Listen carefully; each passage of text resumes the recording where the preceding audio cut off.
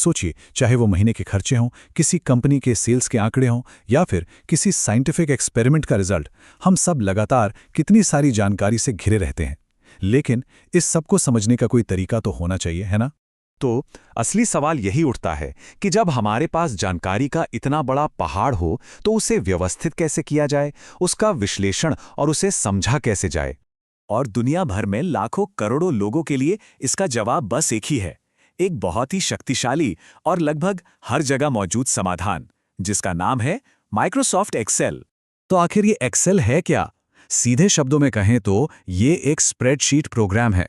इसे एक तरह की जादुई डिजिटल नोटबुक समझिए, जिसमें पंक्तियों यानी रोज और स्तंभों यानी कॉलम्स का एक ग्रिड बना होता है।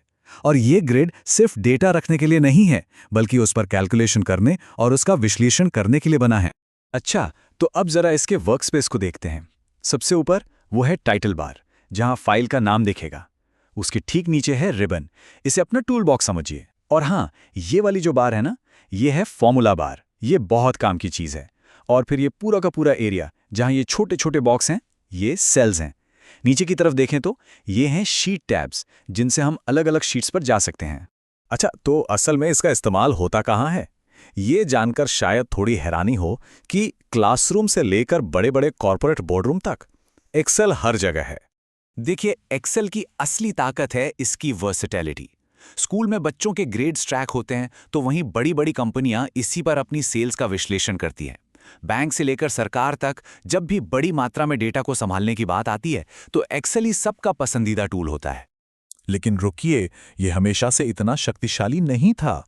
इसकी कहानी बड़ी दिलचस्प है कि कैसे एक साधारण सा प्रोग्राम आज एक ग्लोबल स्टैंडर्ड बन गया।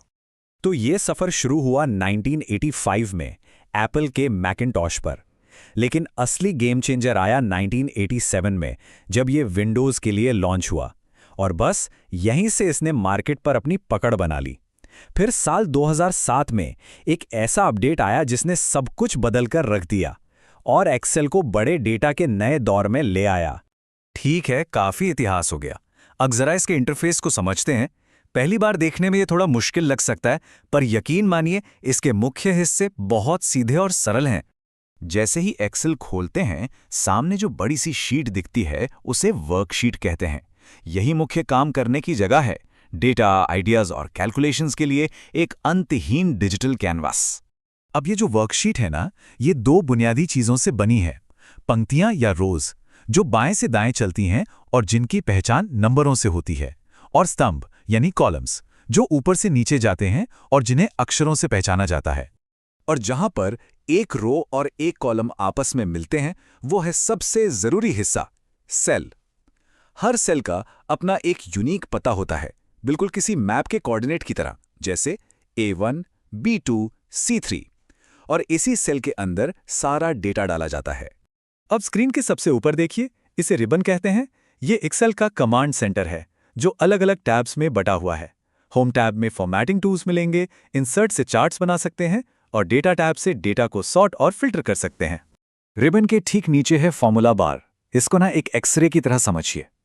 जब भी किसी सेल पर क्लिक करते हैं, तो ये बार दिखाता है कि पर्दे के पीछे असल में क्या है, चाहे वो कोई साधारण टेक्स्ट हो, कोई नंबर हो, या फिर कोई शक्तिशाली फॉर्मूला जो चुपचाप अपना काम कर रहा हो। चलिए, अब जब ये पता चल गया है कि कौन सी चीज कहाँ है, तो अब बात करते हैं असली जादू की। आखिर एक्सेल इतना शक्तिशाली क्यों है? इसकी शक्ति को समझने के लिए बस इस टेबल को देखिए। 2007 से पहले एक्सेल में लगभग 65,000 पंक्तियां थीं, जो उस समय बहुत थीं। लेकिन 2007 के अपडेट के बाद ये संख्या बढ़कर 10 लाख से भी ज्यादा हो गई। ये कोई छोटा मोटा सुधार नहीं था, ये एक क्रांति थी। इस अविश्वसनीय क्षमता का फायदा क्या है? फायदा यह है कि मुश्किल से मुश्किल कैलकुलेशंस अपने आप हो जाती हैं। हजारों डेटा पॉइंट्स को चुटकियों में सॉर्ट और फिल्टर किया जा सकता है। बोरिंग नंबर्स को समझ में आसान चार्ट्स में बदला जा सकता है। और सबसे बड़ी बात, उन कामों पर घंटों बचाए जा सकते हैं जिनमें पहले शायद दिन लग जाते थे। तो आखिर में एक्सेल का सार यही है। ये डेटा के समंदर में गोता लगाने, पैटर्न खोजने और जानकारी को ज्ञान में बदलने की शक्ति देता है, और वो भी बस कुछ ही क्लिक्स में।